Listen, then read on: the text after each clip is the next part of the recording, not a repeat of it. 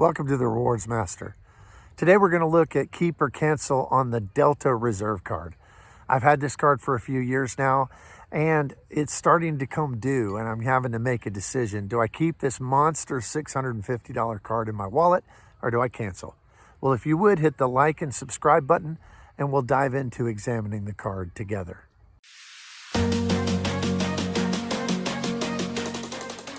Delta Reserve card is kind of polarizing in the sense that it's a Delta card, and for some people that's the best thing in the world, and for some people that's the worst thing in the world.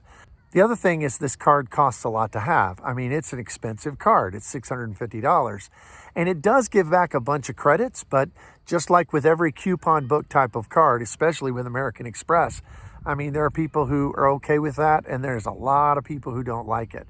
So as my annual fee is coming back around, I'm having to decide, do I want to keep this one or am I going to cancel it?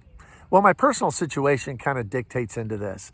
I have platinum status with Delta, and I have because of a status match that I did last year until the end of this year. But also, I don't really fly Delta all the time. I do on occasion. The reason I really like the card and the reason I fly Delta is, first of all, Delta does have really great product, but their points are just garbage. I mean, they're just not worth very much. So I don't really care about accumulating their points. But in my home airport, the only real lounge is a Sky Club. And so this card gets me into the Sky Club. So what I often will do if I'm going on a reimbursable flight to do consulting or speaking somewhere, then I will fly out on Delta just to use that lounge sometimes and then fly back on American or something. Because I also have status on American and I fly on them much more often. So I'm having to decide, am I going to keep this card just for that lounge access? And really, when you evaluate it, it is not an earner card. You get 3x when you spend at Delta for their flights, and then you get 1x everywhere else.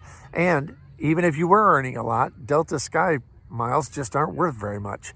So I'm not ever going to keep the card for that reason. But you do get those 15 passes per year, or 15 24-hour periods now, that you get to go into Delta Sky Clubs and also into Centurion lounges. That's really nice when you're flying Delta. And the other thing about the card that really is helpful, even though it does give a boost on status, I'm probably not going to care about that in the future. You get 2,500 points, towards your status every year. But like I said, I'm not going to reach status with them anymore. I just did that through a status match. So I won't be doing that. So why would I even consider keeping this card? Well, like I said, in addition to the lounge access, the card does have some really good credits, at least for me. And I think this is different depending on everybody's own situation.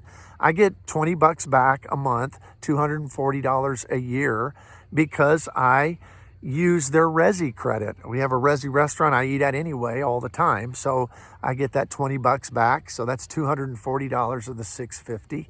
In addition to that, they have Delta stays, a couple $100 a year. I always book through that. I get my 200 bucks for Delta stays. That's $440 a year that I've got all together with those two credits.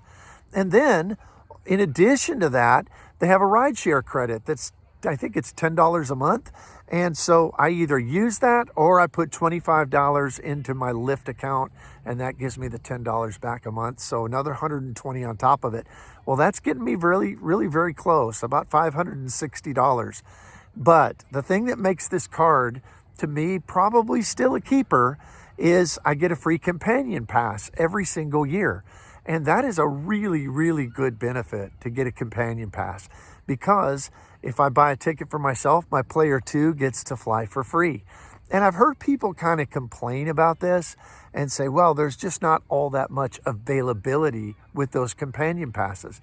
But what I found is that when I've wanted to fly and where I've wanted to fly, I haven't had any trouble using it for the last 2 years. So I really don't think it's much of an issue.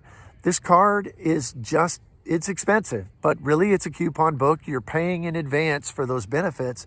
And really, I mean, since the credits are wiping away everything but just above $100 a year, all I have to ask myself is that flight credit worth more than $100 a year?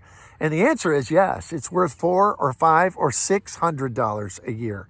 So with that, I mean, I'm getting back all of my annual fees. Now, If you're using this card as your daily driver, as your spending card, I mean, like I said, 3 Delta miles per dollar spent on Delta flights, 1 mile per dollar on everything else, on points that just aren't worth very much.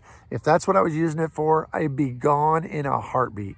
But I use it for far more than that. So if you have the Delta Reserve card, tell me, is it worth it for you if you aren't a primary Delta flyer? That's the real question for me. I fly them probably 5-6 times a year. Is it worth it for that? Well, since it really pays me more than I'm spending to keep the card, well, to me, it kind of is. So I'm planning to keep it for a little while longer. Tell me what you think of this, if you like the card or if you don't. And please hit the like and subscribe button.